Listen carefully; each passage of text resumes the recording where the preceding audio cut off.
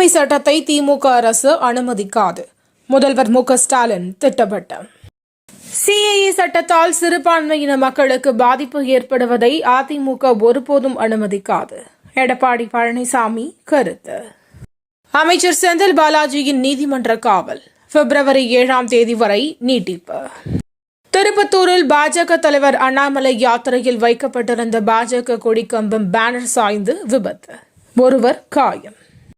கோயம்பேட்டிலிருந்து omni பேருந்துகளை இயக்க முடியுமா? தமிழக போக்குவரத்து துறை ஆணையர் பதிலளிக்க சென்னை உயர்நீதிமன்றம் உத்தரவு. விதிமீறல் கட்டடங்களுக்கு கருணை காட்ட முடியாது. உயர்நீதிமன்ற மதுரை கிளை காட்டம். வங்கி செயல்பாடுகளை நிறுத்தவும் பேடிஎம்முக்கு ரிசர்வ் வங்கி உத்தரவு. நாடாளுமன்ற பட்ஜெட் கூட்டத்தொடர். மத்திய பாஜக அரசின் சாதனைகளை பட்டியலிட்ட குடியரசுத் தலைவர் திரௌபதி முர்மு. ஞானவாபி மசூதியின் தரைத்தளத்தில் இந்துக்கள் பூஜை நடத்த அனுமதி. வாரணாசி நீதிமன்றம் உத்தரவு.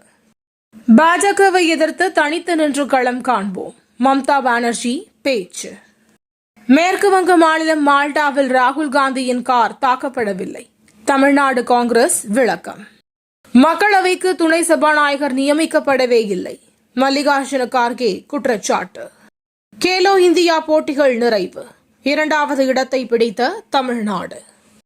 ஆசிய கிரிக்கெட் கவுன்சிலின் தலைவர் தொடர்ந்து 3வது முறையாக பிசிசிஐ செயலாளர் ஜெய்ஷா நியமனம். தென் தமிழகத்தில் லேசான மழைக்கு வாய்ப்பு. வானிலை மையம் தகவல். தினம் தினம் நடக்கும் முக்கிய நிகழ்வுகளை சுருக்கமாகவும் தெளிவாகவும் தலைப்புச் செய்திகள் வழியே அறிந்து கொள்ள QLN நியூஸ் சேனலை சப்ஸ்கிரைப் செய்யவும்.